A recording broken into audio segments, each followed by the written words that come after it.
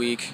What do you, especially this week, without really prepping for Cincinnati just yet? What's kind of your focus been? Well, we just got to continue to get better, and we got a few new wrinkles to what we're doing, and we need to grow on the experiences we had in the last game against East Carolina as a team, and take the positive things out of that, and just get better this week at both offensively and defensively. Looked like you were getting a lot of guys, a lot of playing time.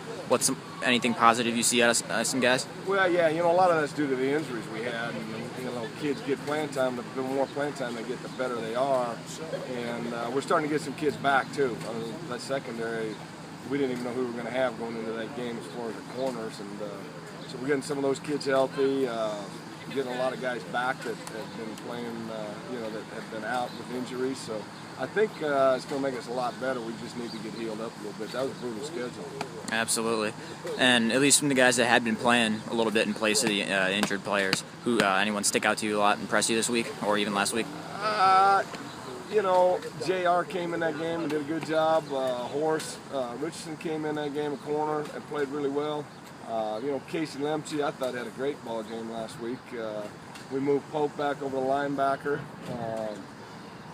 Just as things get better for this team and the guys define their roles, that's the biggest thing right now is guys are starting to define their roles. We got Lagasse back, he'll help us. Carlos Carroll's will step in. We got a lot of guys that are going to help us on special teams more than anything. And it was obviously a huge step forward in East Carolina. How's that kind of helped the team going into bye week and going into Cincinnati?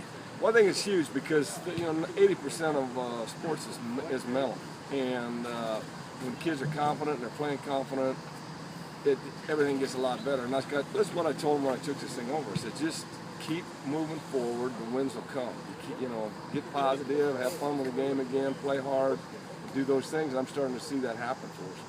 And it looked like both Davis and Castle got a lot of time at the ones. Is that more just kind of get them some time during the bye, or is still competing a little bit? Who's that? Davis and Castle at quarterback. Oh, yeah. We want those guys to keep competing because you never know what's going to happen. I mean, Stitch had a great game out there. A lot of completions. But we got to keep Matt and we got to keep Castle up and running, and that's just what you got to do because you can lose a quarterback, and we don't want to be caught with a quarterback that doesn't have an experience. How's Taylor Lasecki been feeling since missing the game? You think he might be a go? I think he's going to be okay. Yeah, he had a concussion.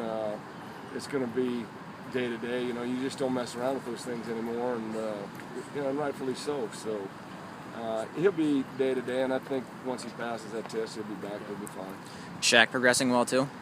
Yeah, he's got a little bit of a problem with that knee, but it's just a matter of time. I would expect he'll play in the Cincinnati game. Mm-hmm. And at least with Lasecki missing these Carolina game, a little bit of changes on the offensive line, getting some younger guys starting. Did Barnes and Hyder get starting out there today? Right. They impress you?